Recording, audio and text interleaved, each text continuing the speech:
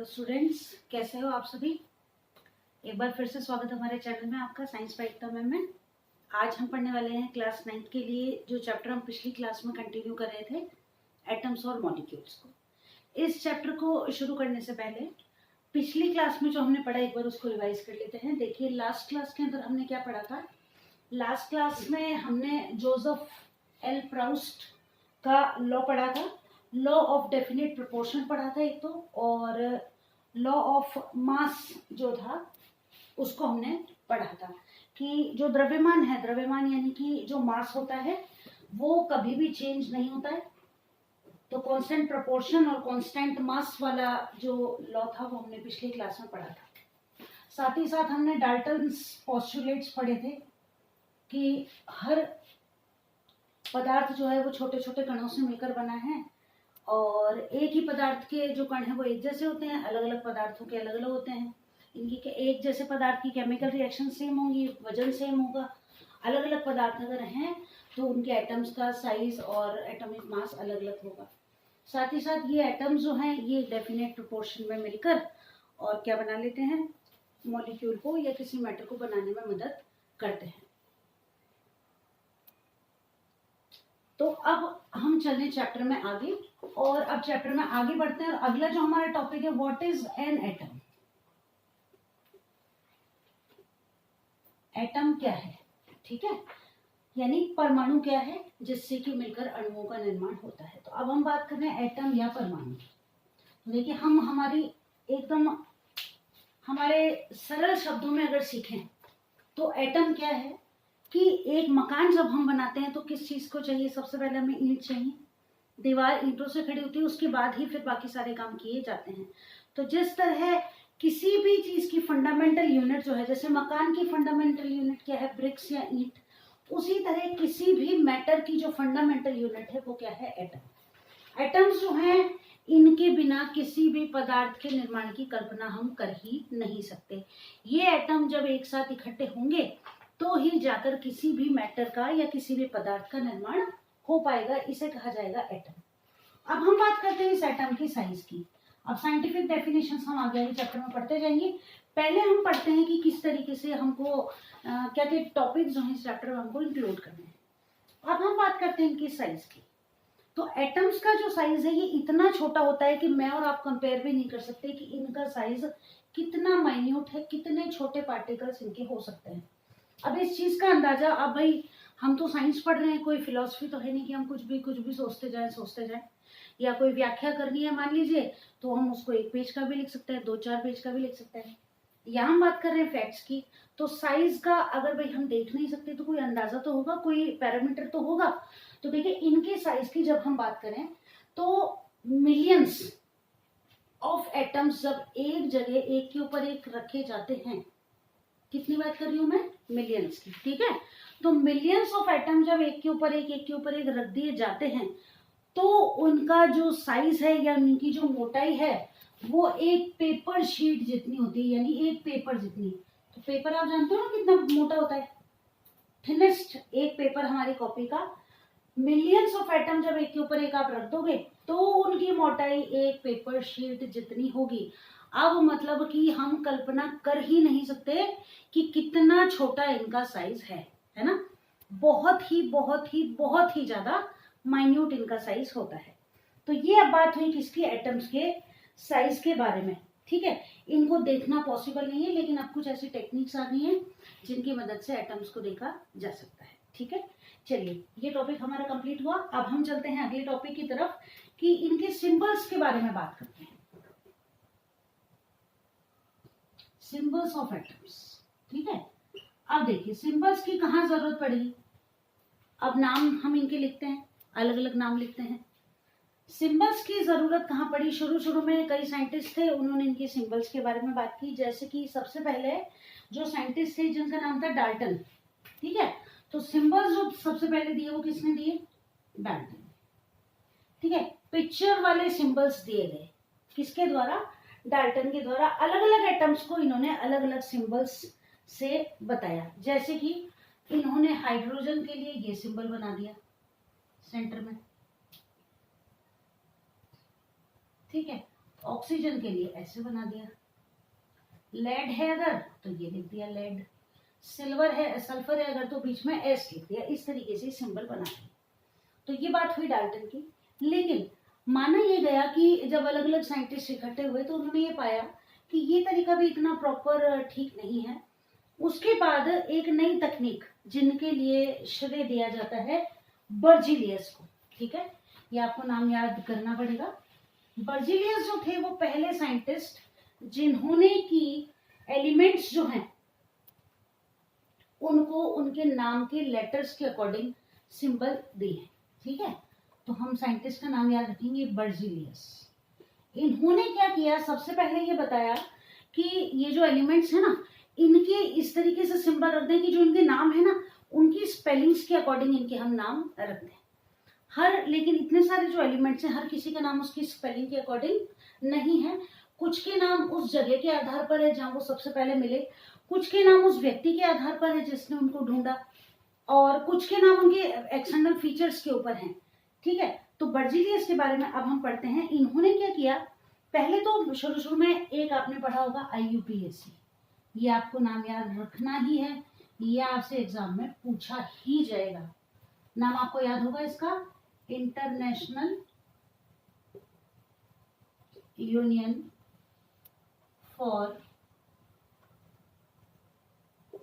Pure and applied chemistry, ठीक है। International union for है ऑफ लिखिए इसको, of pure and applied chemistry, ठीक है। ये जो संस्था है, अब देखिए कि मान लीजिए कि कोई कॉन्फ्रेंस होने वाली है, ठीक, अलग अलग देश के साइंटिस्ट वहां पर आए हुए हैं। अब हम अपनी बात करें, जैसे हम अलग अलग राज्यों के लोगों से मिले तो सबकी लोकल लैंग्वेज अलग अलग है।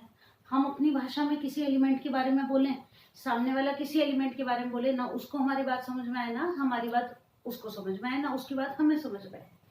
तो ये पाया गया कि इन एलिमेंट्स को एक ऐसा नाम दे दिया जाए जो कि सभी के लिए सेम हो।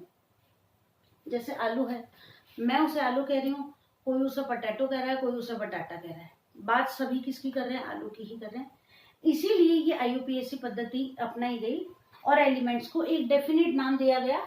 चाहे आप विश्व के किसी भी कोने से हों, अगर हम कार्बन की बात कर रहे हैं तो सामने वाला भी उसी कार्बन की बात कर रहा है जिसके बारे में हम बात कर रहे हैं, चाहे वो किसी भी देश से या दुनिया के किसी भी कोने से बिलोंग करता है। तो ये तो बात हो गई IUPAC पद्धति की। अब देखिए एलिमेंट्स के नाम दिए कैसे गए। जैसे मान लीजिए कि पहला जो नाम था उसके पहले अक्षर को एलिमेंट का नाम दे दिया गया, लेकिन यहाँ पे कुछ विसंगतियां उत्पन्न हो गई। कैसे हुई वो चेक कीजिए कि मैंने नाम लिखा कार्बन, दैट इज C। फिर अगर मैं लिखती हूँ कॉपर को, ठीक है, क्लोरीन को, कैल्शियम को, तो क्या होगा, सेम प्रॉब्लम आएगी, यहाँ भी C और C ही हो जाएगा। अब कैसे नाम लिखा जाए, तो ये कहा गया कि भाई पहला नाम का अक्षर अगर सेम है तो क्या करो कि उसके नाम में से कोई एक ऐसा वर्ड ले लो जो कि उसको सिंबल के रूप में प्रदर्शित कर सके। साथ ही साथ पहला लेटर कैपिटल लिखो और दूसरा वाला कैसा लिखो, स्मॉल ABCD वाला लिखो। अब कॉपर जो है, ठीक है, ये नाम जो है इसका, कुछ नाम जो थे ये सीधे इंग्लिश स्पेलिंग से नहीं लिए गए, ग्रीक और लैटिन लैंग्वेज से लिए गए। जैसे कि कॉपर जो है ये सबसे पहले मिला साइप्रस के अंदर, इसलिए इसका सिंबल Cu कर दिया, क्लियर। क्लोरीन के लिए Cl बना दिया, कैल्शियम के लिए Ca कर दिया, और इस तरह इनके नाम रखे गए। अभी मैंने आपको बताया कुछ एलिमेंट्स के नाम उनके एक्सटर्नल फीचर के आधार पर रखे गए। जैसे कि गोल्ड की बात करते हैं हम, गोल्ड को आप क्या लिखते हैं, Au लिखते हैं, दैट इज ऑरम, ठीक है। अब इसका नाम ऑरम क्यों रखा, गोल्ड से Go या Gl इस तरीके से भी तो रख सकते थे। तो देखिए गोल्ड का जो नाम है इसके एक्सटर्नल फीचर पे रखा गया कि इसका कलर कैसा होता है, येलोइश ब्राइट कलर होता है, और लैटिन लैंग्वेज के अंदर जो येलो कलर होता है उसको ऑरस या ऑरम इस टाइप का कुछ बोलते हैं, तो इसलिए गोल्ड का नाम क्या रख दिया गया, ऑरम, और सिंबल इसका हो गया Au। तो अब ये तो बात हो गई किसकी, हमने ये जान लिया कि अलग अलग एलिमेंट्स के नाम किस तरीके से दिए जाते हैं। अब आपको पता ही है एलिमेंट्स की अगर हम बात करें तो कुछ एक एलिमेंट्स के नाम अगर मैं आपको बताऊं, या चलो हल्का सा टेस्ट ले लें आपका, तो एल्यूमिनियम के लिए आप क्या लिखोगे, Al लिखोगे, सही है। इसके बाद मान लीजिए बेरियम की बात करें तो Ba हो जाएगा, कैल्शियम की बात करें तो Ca हो जाएगा। अलग अलग एलिमेंट्स के लिए अलग अलग नाम हो जाएंगे। नियोन अगर आप लिखेंगे तो Ne हो जाएगा, मैग्नीशियम लिखेंगे तो Mg हो जाएगा, मैंगनीज लिखेंगे तो Mn हो जाएगा। क्लियर है? इस तरीके से अलग अलग एलिमेंट्स को अलग अलग नाम दिए गए। ठीक, अब हम बात करते हैं हमारे मेन टॉपिक की, दैट इज एटॉमिक मास। ये एटॉमिक मास आपसे पूछा जाता है कई बार, साथ ही साथ किसी स्पेसिफिक एलिमेंट का एटॉमिक मास निकालने के लिए भी आपको कहा जा सकता है एटॉमिक मास। देखिए अब क्या है ये एटॉमिक मास। हमने ये पढ़ा लॉ ऑफ कांस्टेंट प्रोपोर्शन और लॉ ऑफ कांस्टेंट मास के अंदर। कांस्टेंट मास जब हमने पढ़ा तो रिएक्शन के पहले रिएक्शन के बाद में क्या होगा, मास जो है वो चेंज नहीं होगा और बराबर ही रहेगा अगर एक्सटर्नल फीचर उस रिएक्शन को प्रभावित ना करे। पढ़ा हमने, ठीक है। यहाँ हम एटॉमिक मास की बात करें, जैसे कि मान लीजिए कि हम किसी भी चीज को वजन करने के लिए, कोई सॉलिड सब्सटेंस है तो उसके लिए किलोग्राम यूज करते हैं, लिक्विड सब्सटेंस है तो लीटर यूज में लेते हैं। अब मैंने कहा 1000 gram that is equals to 1 kilogram, लेकिन मुझे ये कैसे पता चले कि what will be the value of 1 gram, है ना। तो कोई एक ऐसा स्पेसिफिक काउंट है जो कि 1 ग्राम को प्रदर्शित करता है, ठीक है। और ये जो 1 ग्राम को प्रदर्शित करना है, अब 1 ग्राम तो सॉलिड सब्सटेंसेस के लिए है। मॉलिक्यूल्स की जब, एटम्स की जब हम बात कर रहे हैं तो क्या है, इतने छोटे हैं कि लाखों करोड़ों जब एक के ऊपर एक रखे जा रहे हैं तो एक पेपर जितने मोटे हो रहे हैं, तो उनके मास को कैसे काउंट किया जाए, उसके लिए जो मेथड काम में लिया जाएगा वो है एटॉमिक मास। जैसे कि मान लीजिए हम एग्जांपल लेते हैं कार्बन मोनोऑक्साइड का। इसका अगर एटॉमिक मास आपको याद हो तो 12 है और इसका 16 है। इनको रेशो में लिखते हैं अगर अपन तो 3:4, यानी कि ये कार्बन और ऑक्सीजन जब 3 और 4 के अनुपात में मिल जाते हैं तो इनसे कार्बन मोनोऑक्साइड गैस का निर्माण हो जाता है ना। लेकिन अब इनके वेट की जब हम बात करें, वेट का मतलब है यहाँ पर एटॉमिक मास का, तो एटॉमिक मास की जब हम बात करें तो बात किस तरीके से की जाए, तो इसके लिए जो बेस है, जैसे मैंने कहा कि 1 ग्राम, तो 1 ग्राम भी तो कोई स्पेसिफिक वजन होगा ना, जो कि किसी को लेकर और स्टैंडर्ड पद्धति से बनाया गया होगा। अब जैसे हम वो बाट देखते हैं, अब आजकल तो इलेक्ट्रॉनिक स्केल्स आ गई, लेकिन आपने भी देखे होंगे वो बाट होते हैं 2 किलो 5 किलो के, तो वो जो 2 किलो का बाट है उसको भी तो किसी स्टैंडर्ड तरीके से बनाया गया होगा ना, कि इतना लोहा इसके अंदर रखा जाएगा, इतने वजन के जब ये बराबर हो जाएगा तो ये 2 किलो के बराबर हो जाएगा। तो इसी तरह एटॉमिक मास को काउंट करने के लिए भी एक स्पेसिफिक स्केल यानी कि कोई बेस यूनिट तो बनानी पड़ेगी, और यहाँ जो बेस यूनिट काम में ली जाती है वो ली जाती है कार्बन के वेट के अकॉर्डिंग। अब देखिए कार्बन का एटॉमिक वेट कितना होता है 12। किया ये जाता है कि कार्बन के जो वेट है उसके 1/12 हिस्से को एक एटॉमिक मास के बराबर माना जाता है, ठीक है। तो 1/12 मास जो है कार्बन एटम का, 1/12 मास ऑफ कार्बन, ये किसके बराबर है, एक एटॉमिक मास के बराबर है। अब जब हम अभी इसको डिफाइन करते हैं अपन, जब हम बात करते हैं एटॉमिक मास की तो इसके लिए पहले हम यूनिट लिखते थे AMU, that is atomic mass unit. अगर आप कोई पुरानी बुक्स पढ़ेंगे ना तो उनके अंदर आपको ये लिखा हुआ मिलेगा। लेकिन अब IUPAC पद्धति की तरह अब हम इनका अगर मास लिखते हैं तो हम लिखते हैं U दैट इज यूनिफाइड मास, ठीक है। तो अब आप किसी भी एलिमेंट का अगर एटॉमिक मास लिखेंगे तो उसके आगे आपको ये यूनिट लगानी ही पड़ेगी। अब हम बात करें एटॉमिक मास की, तो एटॉमिक मास क्या है, लिखिए नोट कीजिए, 1 atomic mass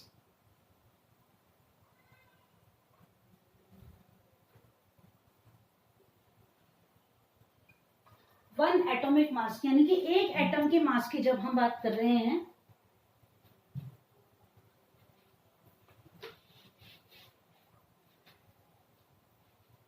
one atomic mass is a mass unit which is equal to the mass of, यानी कि एक एटॉमिक मास जो है वो वजन है जो कि किसके बराबर होगा, is equal to the mass of 1/12 mass of 1/12 mass of carbon atom. ठीक है, तो कार्बन एटम के मास के 1/12 के बराबर जो होगा वो किसके बराबर होगा? एक एटॉमिक मास के बराबर होगा। जैसे कि हम ये मान लें कि कार्बन को जब हमने बेस माना है तो ये जो कार्बन का मास है इसका जो 12वां हिस्सा है वो एक एटॉमिक मास के, यानी कि आप पर तो सीधी सी बात है कि हम बात कर रहे हैं 12 ग्राम बराबर।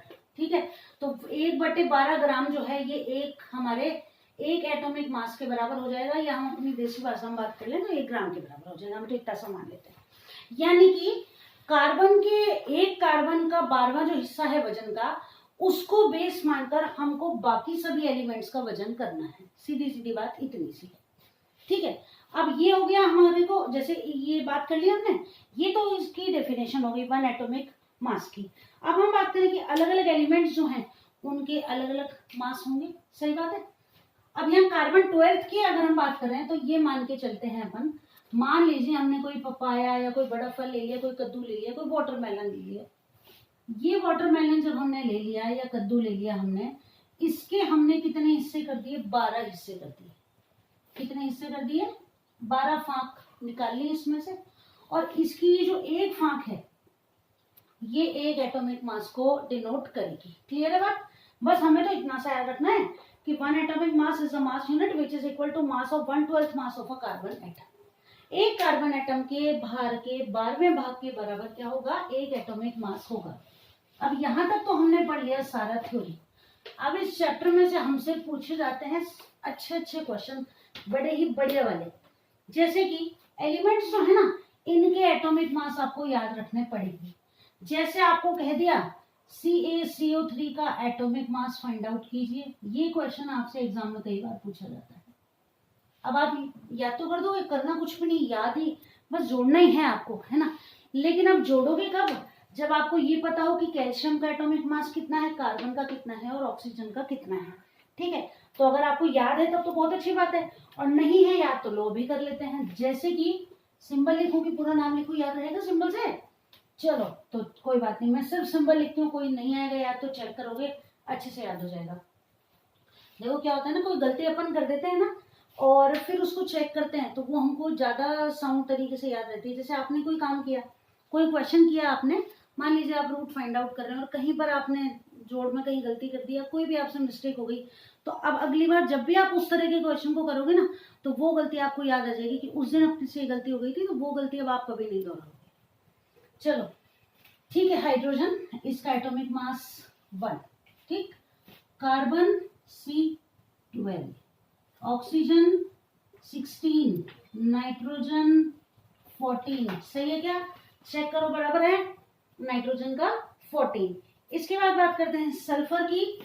ये है सल्फर, इसका होता है 32, क्लोरीन इसका होता है 35.5, डेसिमल में भी होता है ना, याद रखना, क्लोरीन का होता है 35.5। और बात करें कैल्शियम की, इसका 40 होता है। ठीक है, एक होता है अपने मैग्नीशियम, ठीक है, जैसे मैग्नीशियम हाइड्रोक्साइड बनाते हैं अपन, तो मैग्नीशियम को होता है 24। सोडियम की बात करें, सोडियम को क्या लिखते हो? Na। देखो इसकी भी बात करते हैं अपन अभी, इसका 23। अब सोडियम है तो SO या SD क्यों नहीं लिखा, ये क्वेश्चन अराइज होना चाहिए। आप देखो सोडियम जो है स्पेलिंग क्या है इसकी, ये है, लेकिन अब इसको हम क्या लिखते हैं? इसको हम लिखते हैं नेट्रियम। सोडियम जो नाम है ये नेट्रियम से लिया गया है, और नेट्रियम जो है इसके पहले 2 लेटर लेकर इसको हमने सोडियम बना लिया। ऐसे ही पोटेशियम, ये देखो बात से बात निकल जाती है तो अब पता है तो आपको बता देती हूँ। पोटेशियम, इसको आप PO या PT क्यों नहीं लिखते हो? PT से तो हम प्लेटिनम को लिख देते हैं। तो अब इसका नाम क्या है? K। अब आया दिमाग में कभी कि क्यों है इसका नाम K पोटेशियम का? तो देखिए इसका नाम है केलियम से लिया गया है, और इसीलिए इसके लिए सिंबल यूज में लिया जाता है K। क्लियर? चलिए, तो ये तो हो गई थोड़ी सी नॉर्मल जानकारी। अब हम आ जाएंगे इस क्वेश्चन पे, देखें कि इसका मॉलिक्यूलर वेट क्या है। ठीक है, CaCO3, तो यहीं से देख लो, Ca कितना है 40, प्लस इनके बीच में अलग अलग एलिमेंट्स लोगे ना तो बीच में प्लस का साइन लगाओगे। कार्बन का चेक कर लो, 12 है क्या? O3 है, तो अब ऑक्सीजन आपको कितनी बार है, 3 बार। तो आप कैसे लिखोगे, ऑक्सीजन का वेट देखो कितना है 16, और साथ में लिखोगे मल्टीप्लाई बाय 3। क्लियर? क्यों लिखा मैंने 3? क्योंकि ऑक्सीजन कितने हैं, 3, तो 16 3 लिखेंगे। ये हो गया 40 प्लस 12 और प्लस 48, कितना 100 हो रहा है, ये चेक करो। आगे यू लिख दोगे, that is unified mass. Clear है क्या? तो आज थोड़ा सा होमवर्क दिया जाए, निकालने के लिए दिया जाए आपको एटॉमिक मास थोड़ा सा, तो थोड़ा सा कोशिश करना कि आपसे एटॉमिक मास फाइंड आउट हो जाए। चलिए आगे बढ़े एक्सरसाइज में, और आगे हम एटॉमिक मास के बारे में थोड़ी सी बात करते हैं। आपको होमवर्क दिया जाता है आज थोड़ा सा, जिनका आप एटॉमिक मास फाइंड आउट कीजिए। चलो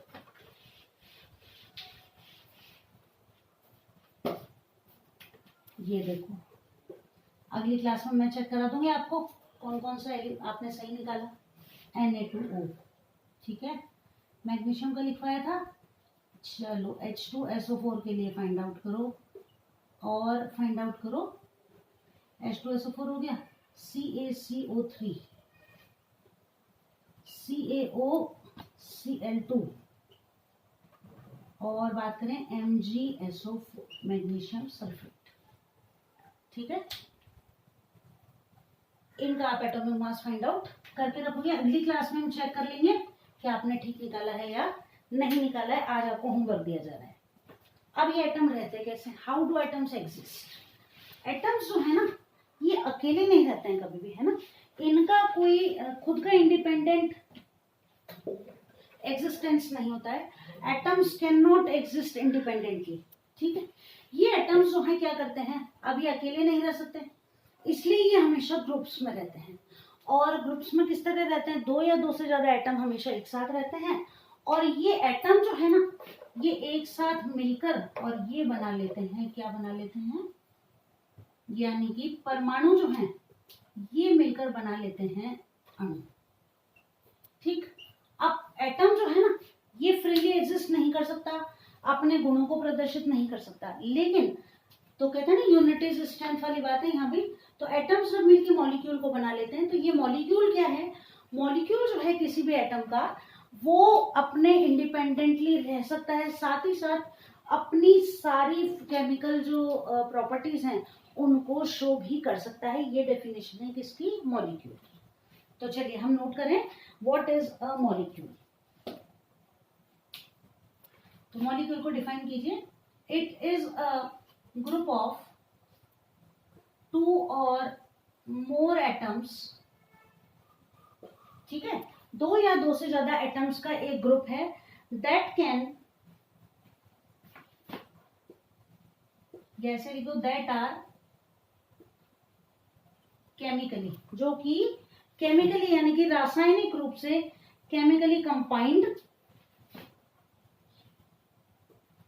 दैट आर केमिकली कंबाइंड, जो कि रासायनिक रूप से एक साथ रह सकते हैं, chemically combined by attractive forces. इनके बीच में कोई ना कोई बल पाया जाता है एटम्स के बीच में, जिसके कारण ये जुड़कर और क्या बना लेते हैं, मॉलिक्यूल का फॉर्मेशन कर लेते हैं। ठीक है, they can exist independently and exhibit all the properties of the element. ठीक है, तो इनके 2 गुण हो गए। पहली बात तो ये इंडिपेंडेंट रह सकते हैं, एग्जिस्ट इंडिपेंडेंटली। ठीक है, and show the properties, show all the properties of the element. ये आपकी मॉलिक्यूल की प्रॉपर डेफिनेशन हो गई। ठीक है, show all the properties of the element.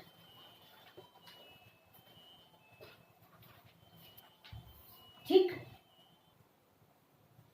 अब बात करते हैं, ये जो मॉलिक्यूल्स है ना, इनके अंदर पाई जाती है एटॉमिसिटी।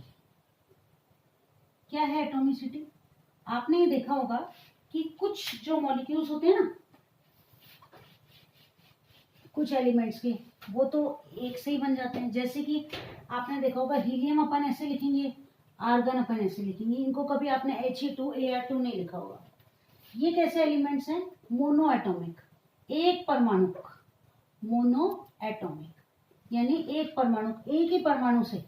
डाई एटॉमिक अगर हम बात करें, जैसे आपने हाइड्रोजन H2, जितनी भी गैसेज हैं उनको आपने ऐसे लिखा हुआ देखा होगा। ये डाई एटॉमिक है, यानी कि दो एटम्स जब मिलते हैं तो इनके एक मॉलिक्यूल का फॉर्मेशन होता है। फिर होते हैं ट्राई एटॉमिक, त्रिपरमाणुक, जैसे O3 ओजोन गैस। ठीक है, तो ये क्या है, एटोमिसिटी क्या है, number of atoms which constitute a molecule is known as atomicity. इसको डेफिनेशन लिख दें तो लिखिए, एटोमिसिटी की डेफिनेशन लिखिए, परमाणुकता, हिंदी में आप इसको क्या लिखोगे, परमाणुकता, एटोमिसिटी। क्या लिखोगे, number of atoms which constitute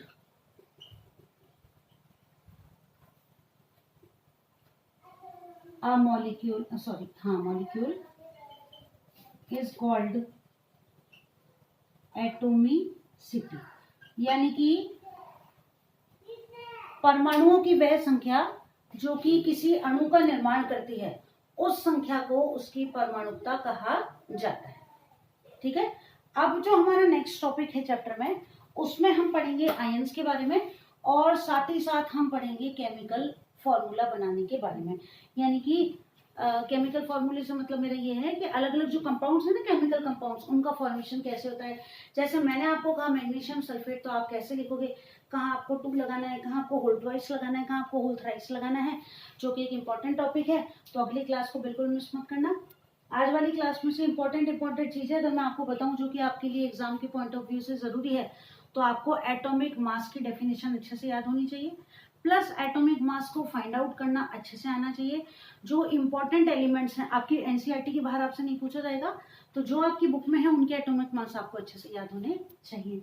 atomicity आप याद कर ही लेंगे, एटॉमिक मास आप याद कर ही लेंगे। ठीक है, एटम्स और मॉलिक्यूल की डेफिनेशन आप याद कर लेंगे। बस आज वाली क्लास में से ये क्वेश्चन इंपॉर्टेंट बनते हैं, इनको आप अच्छे से प्रिपेयर कर लीजिए। अगली क्लास को बिल्कुल मिस मत करना, क्योंकि केमिकल जो फॉर्मूलेज लिखते हैं हम एलिमेंट्स कंपाउंड्स के लिए, वो हमको बहुत अच्छे से आने चाहिए। तो उस क्लास को मिस ना करें, जरूर अगली क्लास के साथ हमारे साथ बने रहें। जल्दी मिलेंगे अगली क्लास में, तब तक इस क्लास को अच्छे से तैयार कर लो। अच्छी लगे तो शेयर करना अपने फ्रेंड्स के साथ और अच्छे से पढ़ाई करते रहना। तब तक के लिए बाय।